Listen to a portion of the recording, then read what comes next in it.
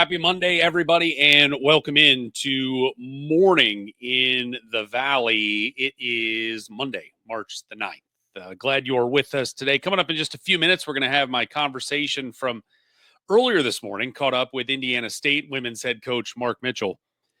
Has got a chance to talk with him. Year one in the books for him and Terre Haute. Certainly a frustrating year, 4-28 for the Sycamores, but he has a brand new roster for year number two, and we'll talk to him about that coming up in just a few minutes. If you have not done so already, please head on over to YouTube, subscribe to us, just search out Morning in the Valley.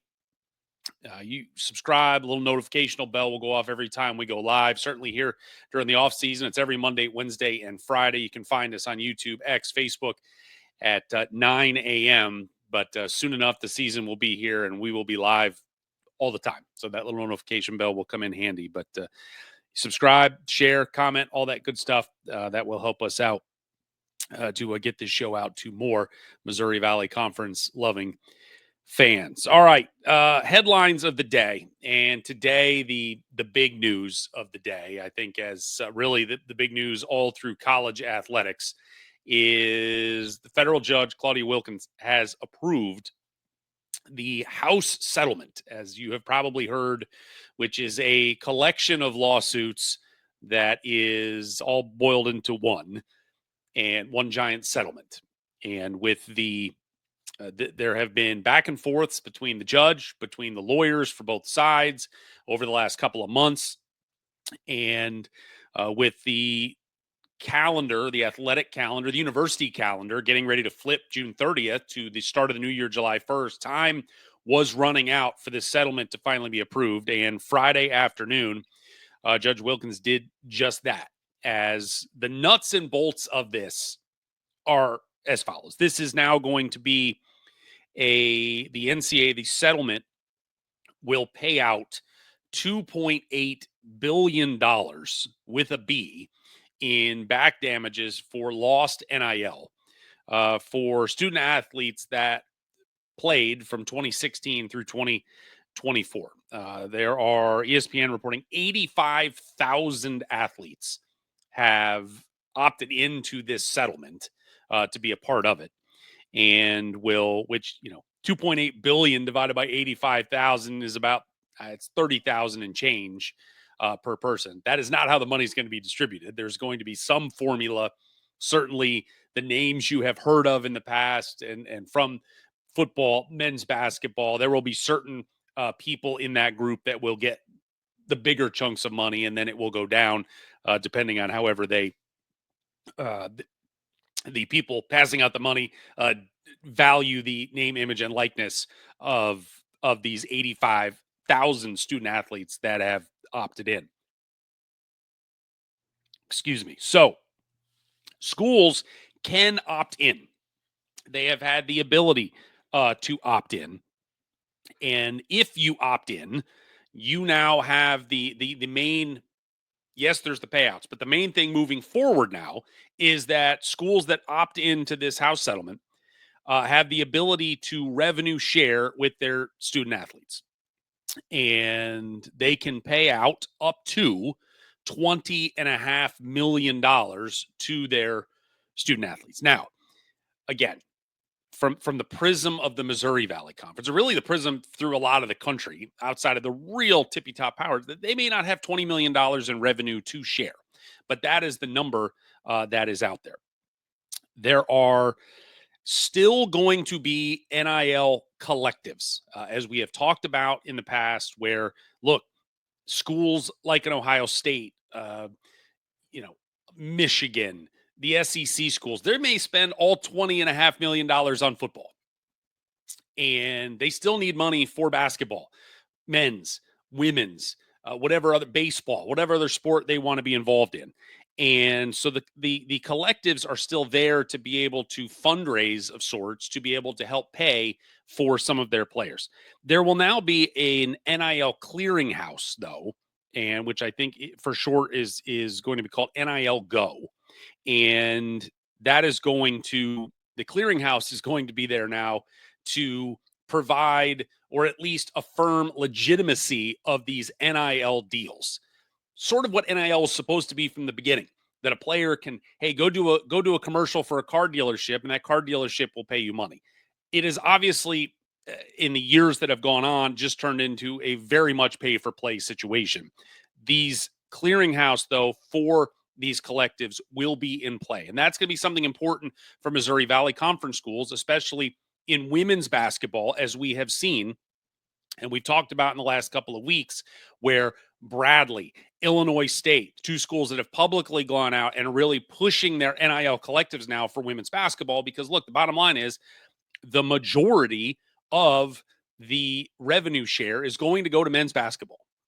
That's how it's going to work. And so the collective now, which has been a catch-all for all the sports, it's going to focus a lot more on the women's game now. But this clearinghouse will be a major piece of that to make sure that all the money that's being handed out is not pay for play, but it is for your name, image, and likeness, and doing sponsorship deals and so on moving forward. The big holdup with this settlement from the federal judge was that with the roster limits now, you were going to have some student athletes lose their ability to play college sports.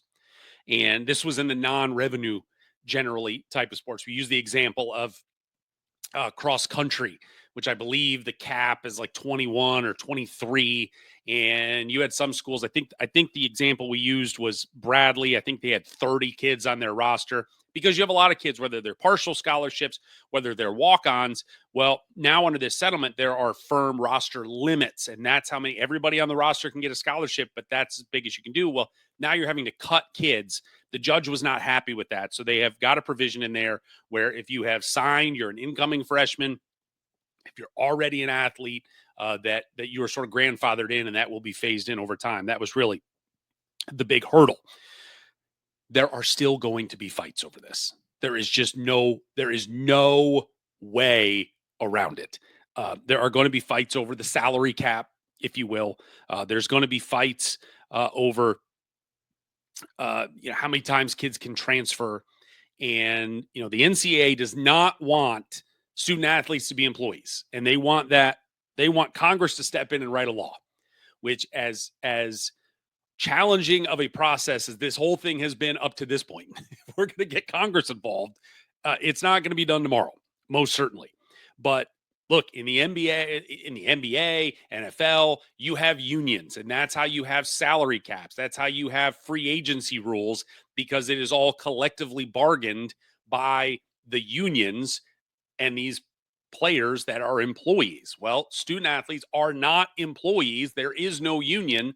And that is why, okay, we have guardrails and we're all trying to play by these rules. But as we've seen the last couple of years, people are going to push, and they're going to go to court, and they're going to try to push. And I want to be able to transfer. I want to be able to play right away. I want to be able to make as much money as I can. I don't need these artificial restrictions. That is going to be the argument that will eventually come down. But the NCAA trying to get some of this written into law. We will see how that shakes out. The money, and this is the part that's interesting to me, and I think just again from a student athlete experience, is this $2.8 billion.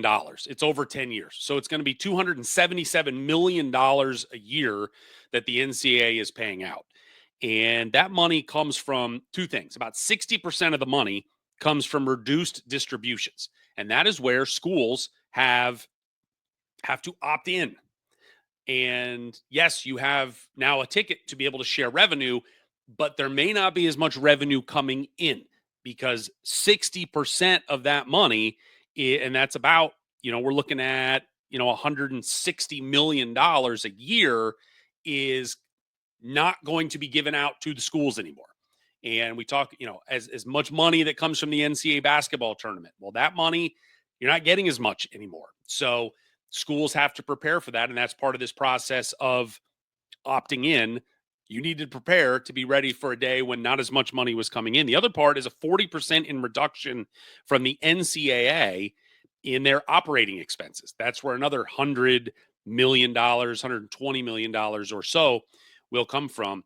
I'm curious how that's going to shake out in terms of student athlete experience, at the NCAA tournament. Will there be as much money put into those events to make them these first class, top tier events for the student athletes to be at?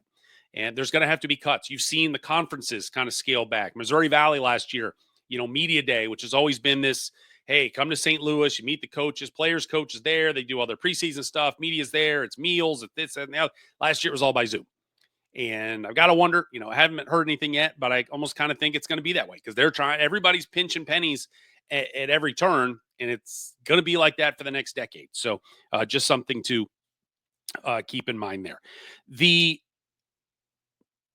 long way around the block here is, how does this affect the Missouri Valley Conference? And the question there is, that's a good question, because doing some 60 seconds of Google research today, and especially with the amount of private schools we have in the Missouri Valley, not everything has been out there. What I have been able to find, Murray State, I know from a direct conversation with athletic director Nico Yanko, I know they are opting in. Belmont has their president and athletic director put out a statement on Friday. They have opted in. Northern Iowa has said they are opting in. Indiana State has said they are not. So their scholarships limit is 13. And their athletic director in an interview a couple weeks ago said, look, we will assess this. We're going to sit back and watch it for year one. We may opt in year two, but for year one, we're going to just stay put and stay as it is. So Indiana State not able, again, that's fine. There's no gun to your head to opt in, but they lose the ability to share revenue and be able to pay their basketball players. So now they have to rely on these NIL collectives, and that is where Indiana State might be a little bit behind the eight ball in trying to raise funds. That's up to them. I think there are some schools, certainly. So the other 7 schools haven't been able to find anything out. I think we can make assumptions about some one way or the other, but that'll be something to watch moving forward as the days roll forward here after this settlement. But it is finally approved. Paychecks can start being handed out July 1st, and certainly coaches that recruited players to bring them in, and summer workouts have already begun. All that was under the expectation that this was going to be ready to roll on July 1, and now it is. So the House settlement is official. A new era of college athletics has begun, and the goalposts have moved yet again. And it's just a matter of time until we see them move again. And that, it's coming. But maybe for now, these new rules. I think the biggest thing that's going to happen here is what you are going to see is you're going to see college athletics forever has been about operating in the gray area. Not only operating, but excelling in the gray area. What can we do that may not necessarily be within the rules, but maybe we're not necessarily breaking the rules? And okay, so we have new rules now. It's felt pretty rule-less for the last several years, but okay, these rules are in place. You can spend $20.5 million. Well, what's going to stop somebody from just blowing through it? What's going to be the punitive damage? I believe there is. Gosh, I don't even want to say this out loud because I'm on a belief, and I didn't scribble this down in my notes. I think there are something from the power conferences that if you lose membership, if you go through, there are some breaks, but look, the bottom line is the rules are made to be broken in the end, and that is the way this is going to be. And schools, the bigger schools especially, that are needing more revenue, that are needing to find more, because $20.5 million isn't enough. Where can they get it? That's where this clearinghouse is here to try to put some guardrails on to make sure the money is being a valid business purpose, as they put it, to go in. So we'll see how that works out. But for now, the House settlement's ready to roll. July 1, the calendar flips, and a new era of college basketball is here. All right. That out of the way. That was a 17-minute manifesto. Thought it might be 5, but, we talk a lot. All right. So other news and notes from the women's game. Speaking of Friday, it was a Friday news dump kind of day, as Murray State's Rochelle Turner has earned herself a new contract extension, as that will keep her at Murray State through the 2028-29 season. Of course, Kentucky law, it's 4 years is the max on these deals. So it's always 4 years, but she's got a fresh deal, 4 years, and certainly earned it there with the Racers. All-time winningest coach in program history. She's had 3 20-win seasons plus in the last 4 years. Last season winning 25 games, which was the most ever in program history, leading the Racers to their first ever Missouri Valley Conference regular season championship, and got them a Missouri Valley Conference tournament championship, taking the Racers to the NCAA tournament for the first time since 2008. So a good deal there for Coach Turner. Congratulations to her. All right. Time now for our guest, as we're going to welcome in Marc Mitchell. He is the head coach of the Indiana State Sycamores, getting ready for year number 2. Year 1, certainly, as I said at the top, challenging. 4-28 overall, 2-18 in the Missouri Valley. And just a unique situation for Coach Mitchell, which you'll hear him get into. And it was just, you're going through here in the spring and you're looking at rosters, and sometimes you're waiting to see who's coming back. And you look, and I went to their roster page, maybe a month ago, and the 2025-26 roster had 0 players on it. I was like, well, maybe they just haven't transferred them over. And then I went and looked, and it's like, nope. Everybody went in the portal at the end of the year. And so year number 2 started with an absolute clean slate for Marc Mitchell. And we're going to talk to him about that right now. I talked to him about an hour ago due to the fact that I am a stone cold moron, that no matter how long I have covered this league, no matter how long I have been sitting here in Western Kentucky, I have still not wrapped into my thick skull that Terre Haute, Indiana is in the Eastern time zone. So all of the communication I had with the sports information director at Indiana State was, I need to talk to coach at 9 a.m., no problem. And at no point did I say 9 a.m. Central time. And so last night sort of woke up, and I have no idea why that part of my brain kicked on. And I thought, I have a feeling he might be here at 9 o'clock Eastern time. And so I was locked and loaded at 8 a.m. Central, and lo and behold, there was Marc Mitchell. So this was our conversation from about an hour ago with Indiana State women's head coach, Marc Mitchell. Well, Coach Marc Mitchell, glad you're with us today. Last year, May 10th was the day you got the job, a little late in the cycle in the springtime. How has this spring been different for you in terms of just preparing for a season? It's been great. This season, it's been awesome. This off season has been awesome.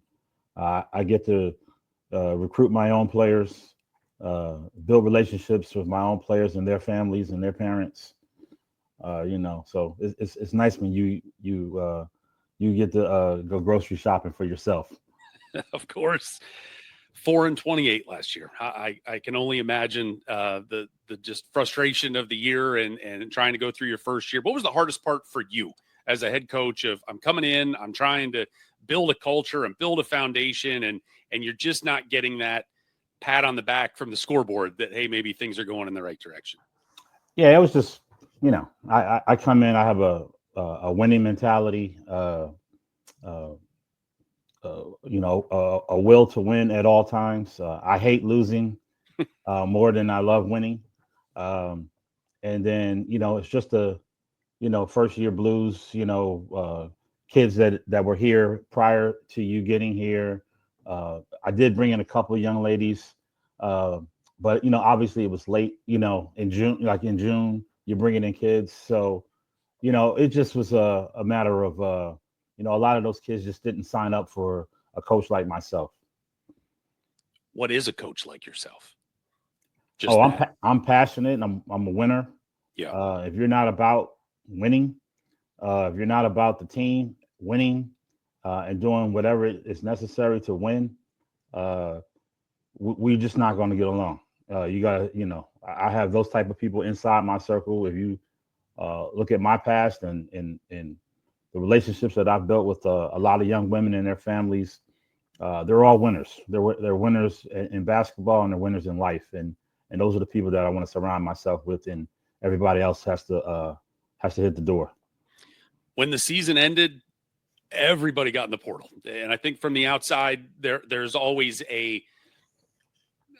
I don't think people fully understand how the portal necessarily works, and maybe that, oh, that's surprising. And usually inside the walls, there's usually not a lot of surprises when kids come in, and whether it's your decision or their decision to go into the portal. But did any part of that surprise you, that it was a completely clean deck at the end of the year? Or were you ready to, hey, we're going to just clean the deck and we're going to start over here?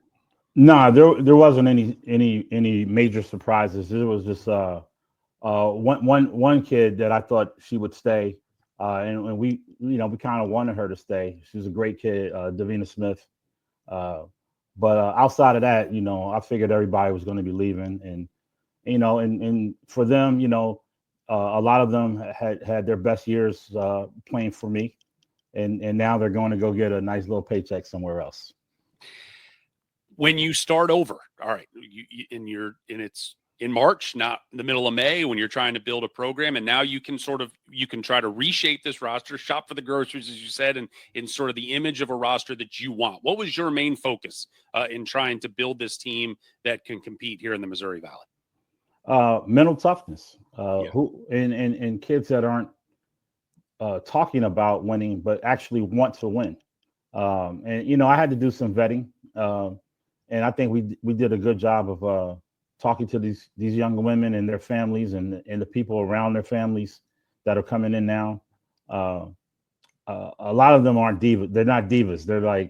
They're like blue collar and want to win. And winning is important to them. And being good teammates is important to them. Listening to the coach is important to them. Because they recognize they've done their homework. They looked at me and said, "Oh, what has he done in the past? What has he done for these particular players in the past? And how successful was he as a head coach?" And they've done their homework, and they're like, "He did it. He's did it everywhere he's gone, so he can do it here at Indiana State." The 12 kids that are currently publicly on the Indiana State roster, I believe my math is right, 8 of them are upperclassmen. Was that also a focus of, hey, we got to go get old here right away and bring some experience in? Yeah, we wanted to bring in maturity. We wanted to bring in women who, I say a million times, focus on the focus.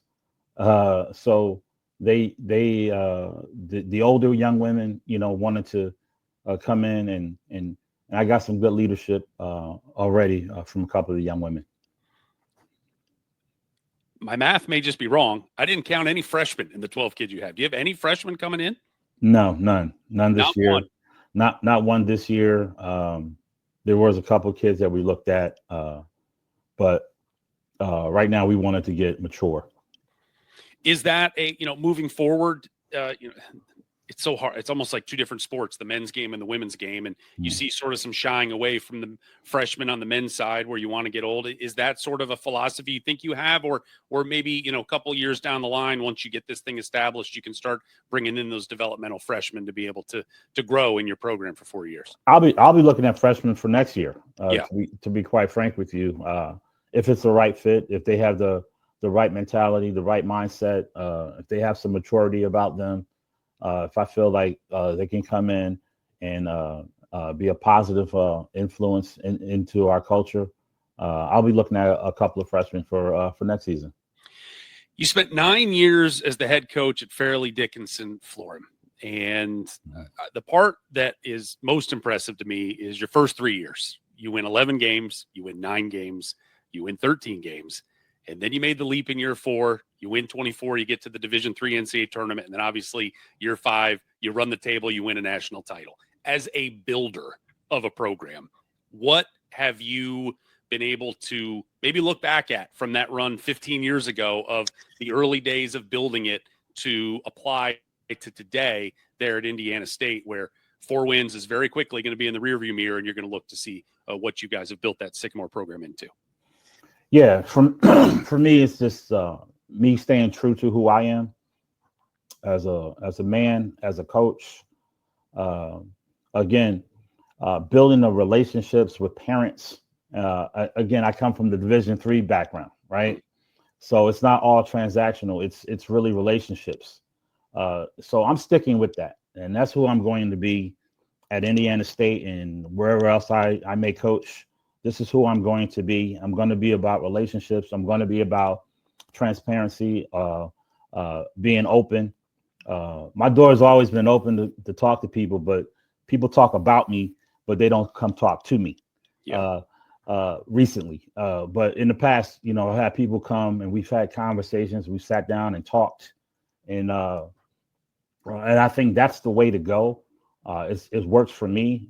I get to sleep at night, very comfortably because I've been honest and open with these young women on who I am and what I'm about and what this whole thing is about. And it's about winning, and it's about being together. It's about working for each other and not being selfish. You've been a head coach at the high school level, Division III, Division II, Division I. You're at St. Peter's for 4 years before coming to Indiana State as Mm-hmm. well. The basketball is the basketball. What's the biggest change being a Division I head coach as maybe opposed to those other levels? Yeah, I mean, I coached at St. Peter's for 4 years, and that was a tremendous opportunity for me and a great experience for me. Um, the difference, basketball is the basketball, like you said, right? Uh, in today's society, it's a lot about, a lot of people are transactional, and I'm just not going to feed into that. I'm going to be who I am and be about relationships. Um, and the NIL situation is extremely different now. You got to have NIL money to get the big name kids and all of that stuff. But I don't have NIL here. The good folks here in Terre Haute, uh, for the women's side at least, said they don't believe in NIL. But I think that'll change. Can you win without it? I have to. I Yeah. have no choice. I mean, who I am is who I am. I'm going to win. I mean, where I come from, I don't come from anything anyway. So I've always had to pull myself up and come through the gutter and get it done. So, I'm going to get it done, with or without help. It's going to get done because this is who I am and this is how I'm built. Last year, offensively, you guys believe averaged around 68, 69 points a game, which was the most for an Indiana State team in 14 years. All those kids are obviously gone, but just from just from a philosophical standpoint, how you want to play, how did you like what the offense did last year? And are there any bricks that you can take from year one to year two, even with a completely new slate of players? Yeah, I mean, that's how I like to play fast. I want to play fast. I want to play up tempo. Um, a lot of those young women didn't have any opportunities to play until I got here. Mm-hmm. So you can look at their numbers prior to me being here, and then with me, their coach. And this is why they're gone and going to make some money somewhere else. It is how I want to play. We just weren't mentally tough enough and defensive minded enough to get stops and do all that dirty stuff, getting on the floor and 50-50 balls, and all those things, like taking charges. I mean, it was a struggle to get some kids to take some charges. But I think that the young women that I've recruited now, I think we'll be a little bit more defensive minded, toughness, a little bit more athletic, and a little bit more aggressive on the offensive side as well. In a perfect world, you've got the players you want, and what is the style you want to play? I mean, you want to win an 85-80 game? Do you want to win a 65-60 game? What is your perfect basketball picture? I want to win an 80-60 game.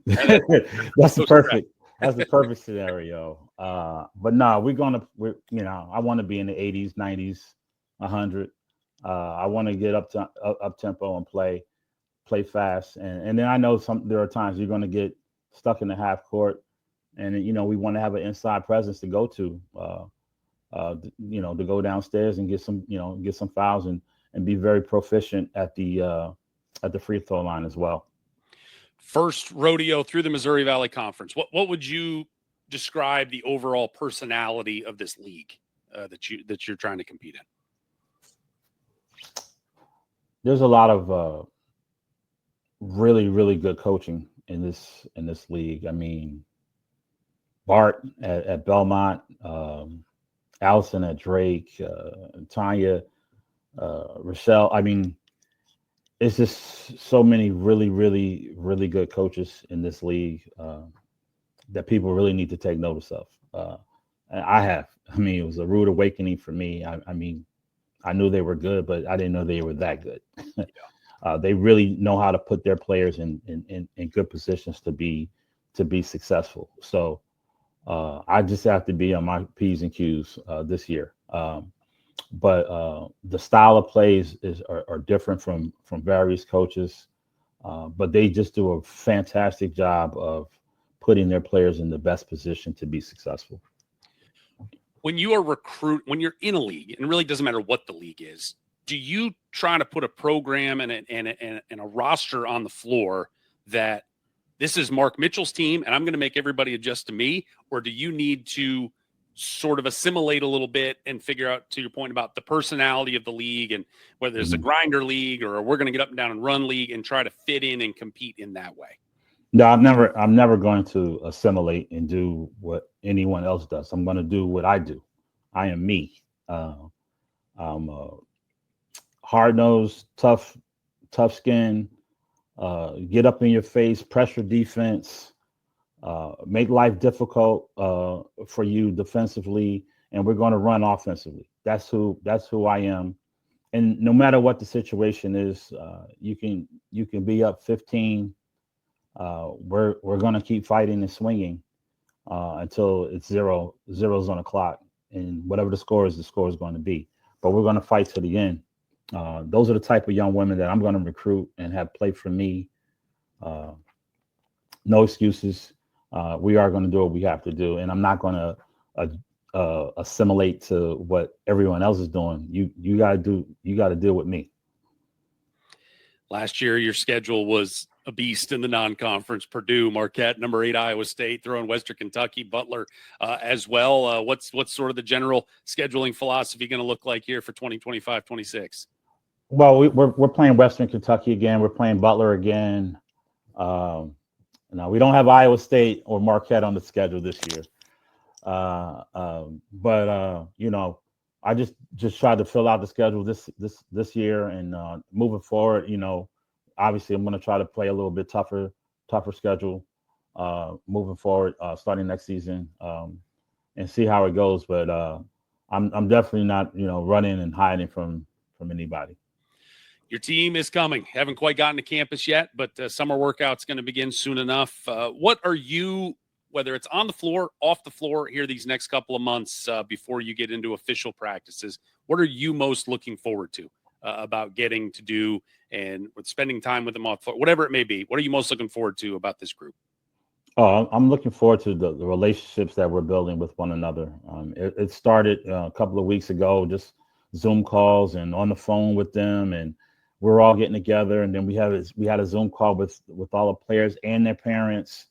So that's been fantastic. Just everybody getting to know each other and being together as one is our saying. It's just a matter of people being inside of our circle. If you're in our circle, you're with us. If you're not inside the circle, you're against us. And that's just how our mentality is going to be. He's Marc Mitchell, the head basketball coach of the Indiana State women's basketball program. Coach, thank you so much for the time. Enjoy your last fleeting moments of peace and quiet before things get going for real. And hopefully we can talk soon. Jeff, I really appreciate you having me on. Thank you so much. All right. There is Marc Mitchell. As again, the deck is cleared this year after a 4-28 season, and hoping for a turnaround. He has done it in the past in his career, and he will try to do it again there at Indiana State. All right, a couple other news and notes before we get into the weeds here a little bit. Old friend alert. You seen Toomey, the former Evansville ace, who spent last season at Seton Hall. He is committed to finish his collegiate career at the University of Hawaii. 1 year at Little Rock, 1 year during the COVID year. So that one didn't count. A year at junior college, as we found out this year, that year didn't count. 2 years at Evansville, 1 year at Seton Hall.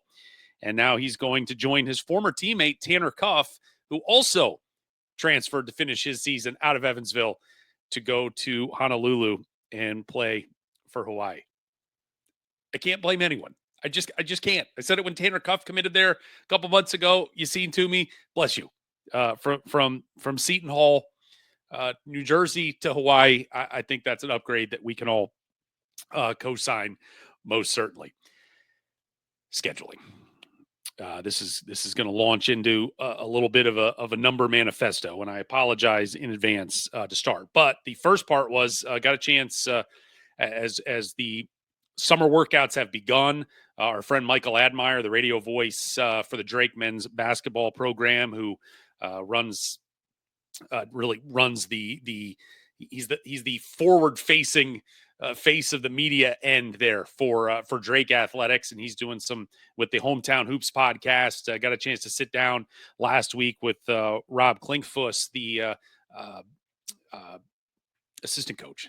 I don't know why that for head coach Eric Henderson. He is also in charge of scheduling, and they had a scheduling conversation, and there was a couple things we knew and a couple things that were brand new, at least to me. That first of all, he said, look, we're playing UAB. We knew that. That's the back end of a home and home in Des Moines. That game's set for December the 5th.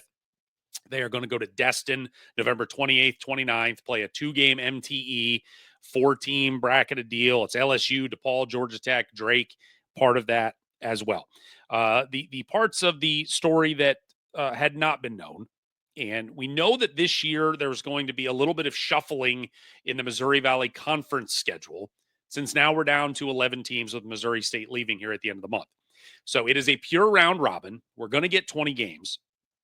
Klinkfuss said that there will be 2 conference games before Christmas. So that is a piece to the puzzle. That it had been that way in the 23 season, the 24 season. It was that first weekend right after. It was usually the first week after Thanksgiving.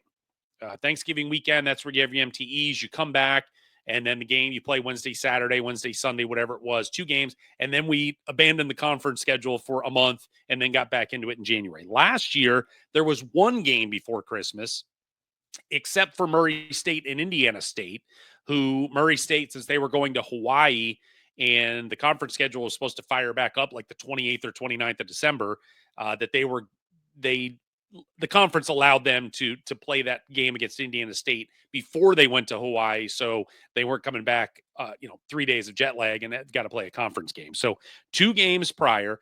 Again, I'm interested to see how it's going to work out, because with an odd number of teams, there's going to be some almost half bye weeks. There's going to be some weeks where teams only play 1 game instead of playing 2. At least that's sort of how the math in my head works out, obviously, without there being everybody matched up with a pair of teams. So we'll see how that shakes out. If the calendar is consistent with the way it's been the last couple of years, we're not going to get a conference schedule for probably 3 more months. It'll be September before we get that. There's so many moving parts in that, especially now with an uneven schedule with 11 teams, but you're also, we deal with in Peoria, Bradley, they, share Carver Arena with the hockey team. So there's a lot of moving pieces. So it'll be several months there. Drake is intending again to play a neutral site game this year, which we imagine is against a big boy. Last year they played Kansas State in Kansas City.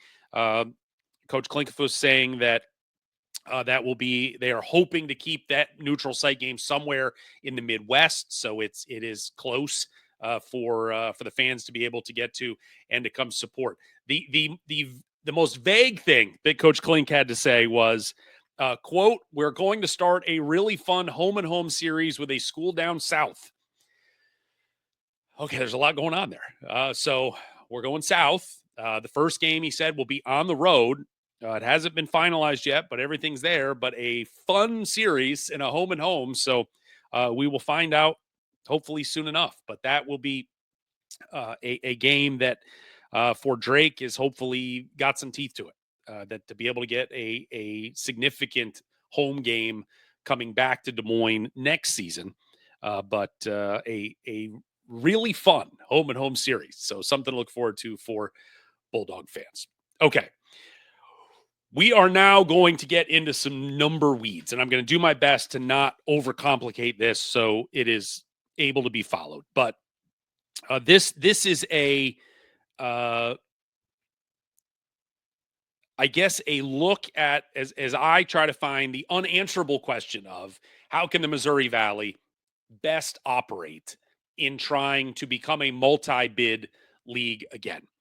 And obviously, a lot of that comes down to everything is about computer metrics, and it's all about whether it's the net, whether it's about Ken Palm numbers, strength of schedule, all of that. Uh, what is sort of the secret sauce to be able to make this work where this league can be? Look, we're not getting back to the days of 4 teams. Can we get back to 2 on a consistent basis? 2021 was the last time we had 2 teams in this conference, in this NCAA tournament. And so just did some quick digging.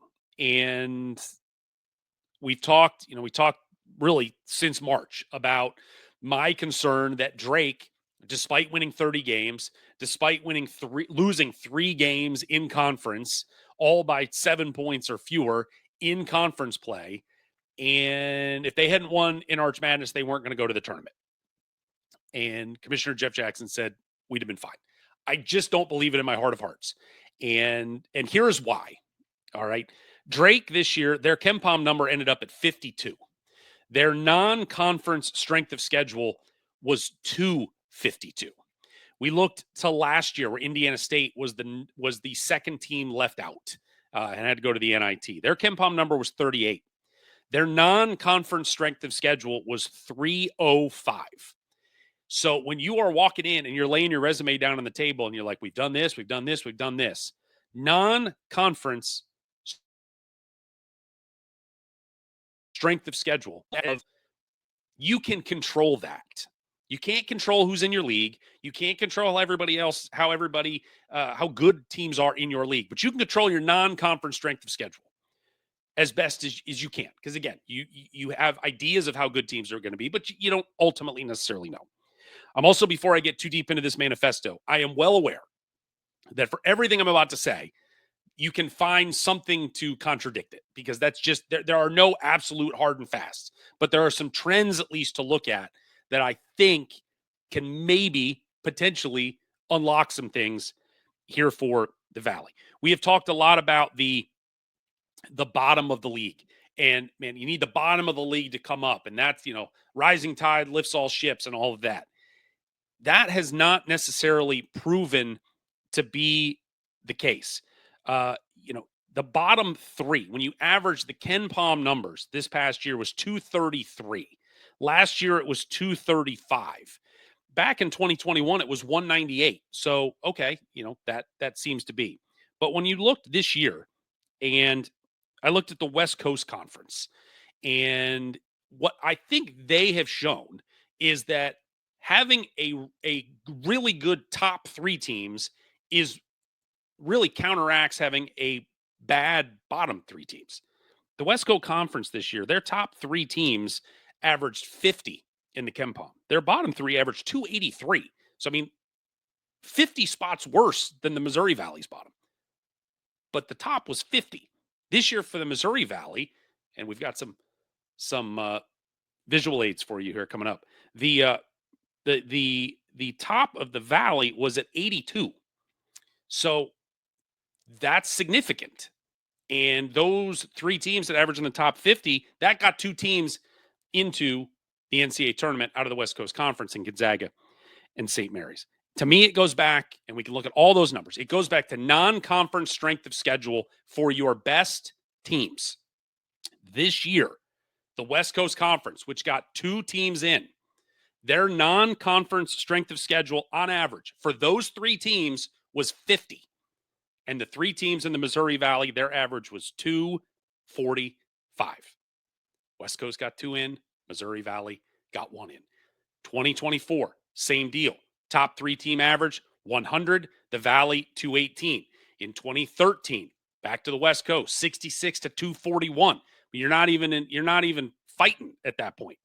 And 2022, it was as close as it's been, but still the A10, they were in that 150 range on average for their best teams. When you look at the non-conference strength of schedule record, and you go back to 2017, so that's the last 9 seasons, there have been 2 schools in the Valley that have scheduled top 100 non-conference schedules. Loyola in 2022 and Northern Iowa in 2018. And that Northern Iowa team, I believe, ended up 16-16. Now, prior to that, Wichita State was the team when they were still in the Valley. They scheduled, in the top 50, in the top 25. But Wichita State had branded themselves as, again, they go to the Final Four in 2013. They go unbeaten in 2014 until they got beat in the second round by Kentucky. Made the Sweet 16 in 2015. Won a couple of games in the tournament in 2016. So it's like they had become a national brand where it was enough. They brought enough cachet to the table that teams wanted to schedule them. And so the other part of that is that was 10 years ago. And we have completely changed the way that the college basketball world works now, and metrics and super conferences and all of this. And so it is just, you almost can't even look at how Wichita scheduled 10, 12, 14 years ago, because it just does not apply in any way anymore. So what can we do? And I think that, number one, that the big boys do not want to play the Missouri Valley, as we have seen for the most part, especially as the big boys are not going to these MTEs anymore. So you're not getting the opportunity to play them on a neutral floor anymore. The only chance you're going to get to play them is you got to go to their place. And you're certainly not getting them to come in to your building. I had to talk to New Murray State head coach Ryan Miller last week, and we talked about scheduling. And he was like, look, the best way, and he comes from Creighton, where he spent 4 years. He's been at New Mexico. He understands sort of the not only understands it, but has acted on it when it comes to the metrics of scheduling and how to, for lack of a better phrase, game the net and schedule to your advantage to try to better yourself in the net, in the KenPom, so that you are able to, at the end of the year, present a resume that says, we're good, and the numbers don't lie. The numbers back us up that we're good, and you can't deny us.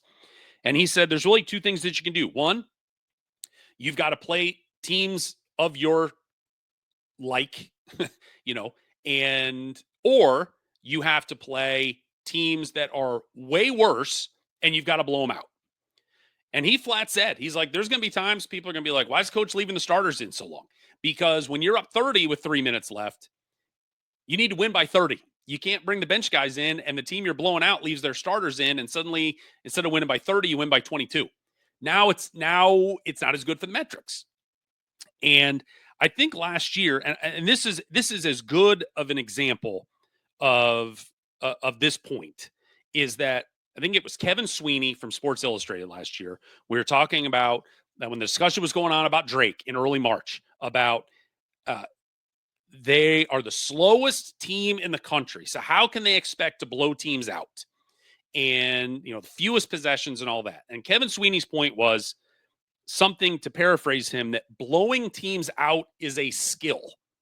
And because he referenced Houston, Drake was the slowest team in the country. Houston was like the 5th slowest team in the country. So to look at the bad teams on their roster, on their schedule last year. All right, let's look at Drake. They played 9 games last year against teams that were 200 or worse in the KenPom. In those games, they beat Stephen F. Austin at home by 15.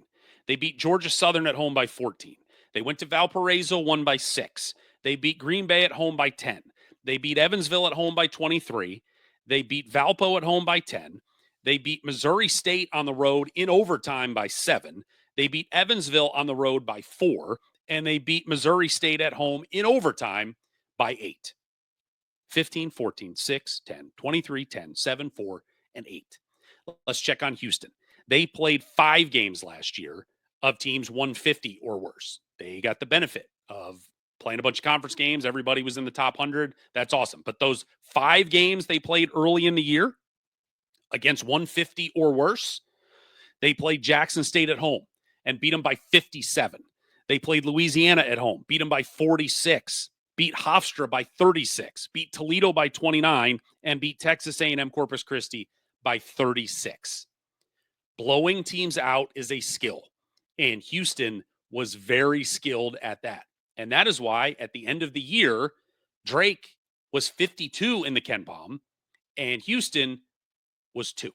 Now, did they benefit from playing in a much better conference? Of course. And there's no one smoking gun to do this here, but that is the point where if Drake gets 9 of those chances and they are able to go beat everybody by 20, when in the end they had one win by more than 15 points last year out of those games I referenced. If they could have beat everybody by 20, they would not have been 52. And the metrics would have floated up and they would have been in better shape. So this just comes down to, if you're going to play bad teams, you got to beat bad teams. And it can't be one team. It's got to be the top couple that are going to be able to schedule well, help that non-conference strength of schedule, and then that will sort of rise the ships. I just believe that's sort of the path. And that is what Jeff Jackson wants 4 or 5 quad 1, quad 2 games that they need to play every year in the non-conference to try to help boost that. But last year, when you get Drake with a non-conference of 252 and Bradley at 259 and Northern Iowa at 224, those were the 3 best Ken Palm teams all year, and their numbers were not good in the non-conference.